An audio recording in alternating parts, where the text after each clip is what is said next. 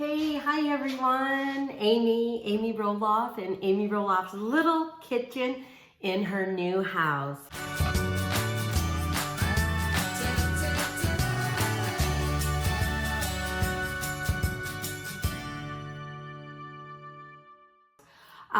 Gosh, how are you guys all doing? I hope you're doing okay. We're, into what, our third, maybe fourth week being quarantined, and we'll go all the way to the end of April. So I just hope you're doing okay. So I just wanted to share with you my ham and bean soup. I really like it. It is so easy to do. Like I mentioned before, soups are comforting, they're warm, and basically they're not too complicated. And a lot of times it depends on the protein that you add to your soup. That can take up a lot of time, or the prep of cutting up vegetables. So this is my ham and bean soup. I want to give you a couple of things because I don't really have a lot of the normal stuff that I would have in order to make this. So I really just took what was from my refrigerator or pantry or whatever like that. So I still had some celery and carrots and onions, and I'm going to saute those. I probably should have separated them before you saute them, but I'm hoping that I cut them up in small enough pieces that they will all cook uniformly. And then I had some ham pieces in the refrigerator.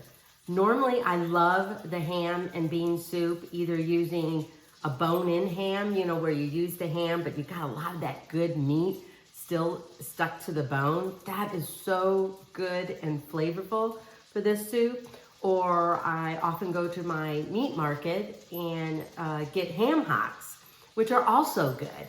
You just let it simmer in the broth and some of the vegetables that you'll discard later because they'll turn to mush if you keep them in there too long. But anyway, they add flavor. All you got to do is, kind of just fork off the bone, or the meat just falls off the bone. You just get rid of all the fat and gristle and stuff like that and just really savor some of the meat. So anyway, I've got some ham slices here. And because I wanted more of that kind of flavor, bacon flavor, that ham hock flavor, I do have a little bit of bacon in here for flavor, and just because I wanted to. So anyway, this is quick if you use canned beans. You can definitely use, your raw beans and definitely soak them overnight. You'll have a much better soup if you do that, and they'll become soft enough that when they cook in the broth, that'll be okay too. So anyway, I just got I can never pronounce this right. Cannellini beans. And because I only had one can and I needed more, I'm also using Great Northern white beans. And you can use vegetable broth. I think that gives a different flavor to it, especially when there's not a lot of vegetables in here. But I don't have that, so I'm using chicken broth. Some of the seasonings I've got in here are, because I wanted a little bit of a smoked flavor, I just have about a half a teaspoon of smoked paprika. Definitely several fresh thyme sprigs, and about a half a teaspoon of oregano, and definitely salt and pepper to taste. What else do I have in here? Is that it? Oregano, thyme, smoked paprika. I think that's it. I would even add maybe a little bay leaf, but I didn't have that, and you can add maybe a quarter teaspoon of cumin, because that'll add a kind of more of an earthy to your ham and bones. Okay, let's get started. So we're gonna put our carrots, onions. Let me bring you guys over here. Because it is just me here, Chris is at his house, so I am going to kind of maneuver this by myself, if that's okay. So anyway, I've got my oil and a little bit of bacon grease cooking in here. So let's get our vegetables sauteed a little bit. You don't want to, I like doing this, and I think most cooks do too. Saute your vegetables a little bit. It'll soften them up, get them ready for the soup. but I also like it because it takes a little bit of the rawness out of the veggies. So anyway, so yeah, as I was mentioning, Chris isn't here right now. He had to go back to his house. He's got a little pet fish, so he had to take care of Henry. Henry is the fish's name. So it's just me today, but I thought I'd make enough soup for me tonight, but also when he comes over tomorrow to kind of share a meal with me. Even though he goes back home, he's not, in contact with anybody. He's not really seeing anyone or anything like that. So we are definitely doing our staying in, our physical distancing, but we're still staying connected via the phone or a text message or something like that.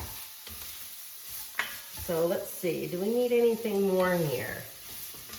So we'll just saute this a little bit. I didn't add salt and pepper yet, so I'm just gonna add just a little bit of salt.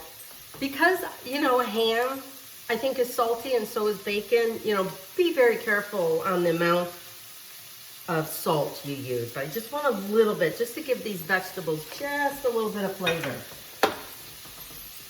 So like I said, I had bacon grease in here, because I cooked up some bacon ahead of time. And just a little bit of olive oil, and I don't know, butter is just butter. So I did add a little bit of butter. So let's see. And like I said, if I had ham hock or ham on a bone, I would put this in a slightly deeper stock pot, different pot, and also cook that just on simmer for a little bit so that meat gets kind of soft and it just kind of melts off the bone. And then if you do that, definitely, simmer it with some veggies. And when you take the ham bone out, discard those veggies because, like I said, it becomes too soft. So I have, I don't know, how many carrots did I put in here? I probably have 2, maybe 3, about a couple of stalks of celery, and about a half an onion. Yeah, I think that's about it. I'm gonna go get my ham, so let me bring you along. Sorry about that, but so here's the ham.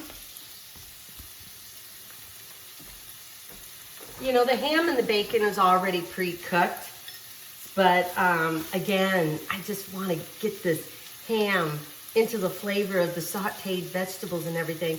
So as you continue to layer your soup, all of these flavors are layering themselves as they go along. I don't know, at least that's what I think. And because I added in my ham, I'm also going to get my garlic.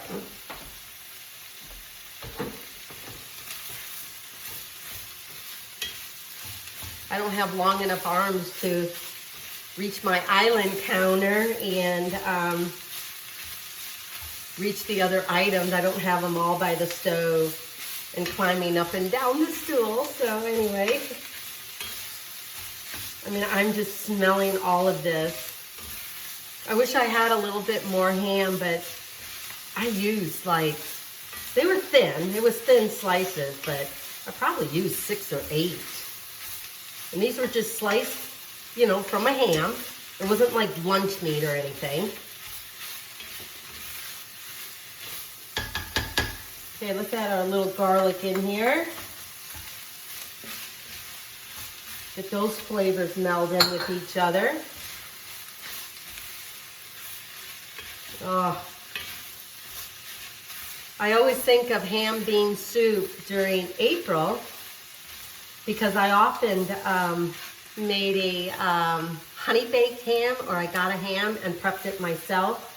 And that's how I celebrated Easter with the family, with Matt and the kids, or when it was just me and the kids. I often got that honey baked ham and made ham and scalloped potatoes and stuff like that for Easter dinner. Anyway, so I always like making at least ham and bean soup during the month of April. And because it's so cold outside, yeah, I think that's about it. I don't know, this just sounded good. Okay, guys, I'm gonna go And what do I need? Okay, I need my spinach. I'm gonna bring that over here. Get rid of my bowl. And then I'm gonna bring over the beans. So I have those all ready. Sorry if this is a little crazy.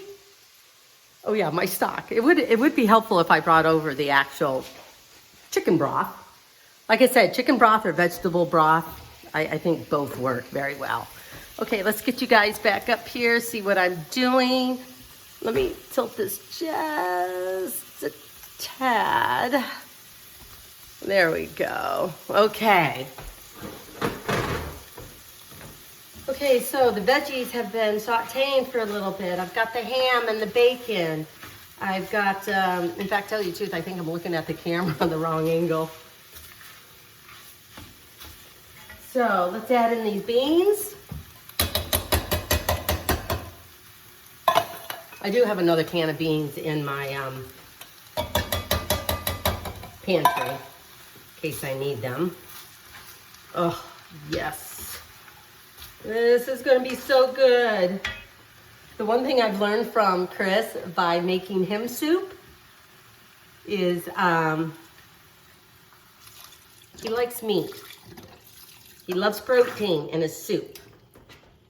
So how many cups was that? 2 cans of beans, about 6 to 8 big thin slices of ham, about 2 bacon. That's all I had in my fridge. Were 2 bacon strips that were cooked, about 3 carrots, 3 celery, and about a half of a large onion. And so I had a little bit of chicken broth left in here. That was probably about 2 cups. And then I think I'm gonna need some more though. So I'm gonna add about another 2 cups because you want some of that broth going on. And then before I add any additional, oh yeah, that's what I forgot. I forgot my seasonings, oh my goodness. Okay, let's add the seasonings in there. So I had just about 1/4 teaspoon of smoked paprika. I had some thyme, some oregano, and I think that's about it. Let's go get those flavors melting in here. I will let this soup cook for probably at least 30 minutes. I would probably even go 45 minutes just on simmer, just so a lot of these flavors, as we continue to layer the soup, have a chance to, you know, just kind of be friends together. And then I won't add any additional salt and pepper until that is done, and then I can taste it a little bit before I do that. So I'm gonna stop right there because I'll be back. So hi everyone, I'm back. Amy Roloff's Little Kitchen.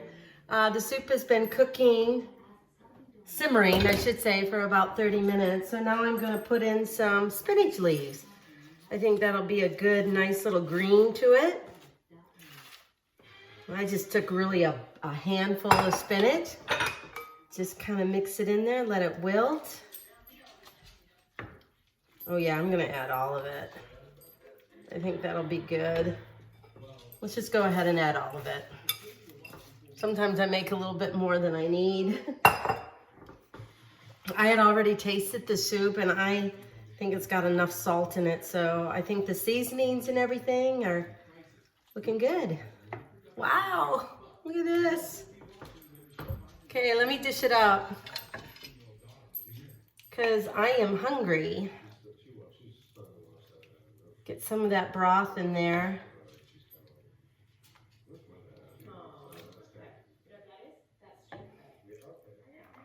So here you go. Ham bean soup. It's very comforting and warm, and I'm ready to eat. Serve it with some bread, and you can maybe even put a little bit of tomatoes in here too. But anyway, ham bean soup. Thanks everyone. Enjoy. Bye.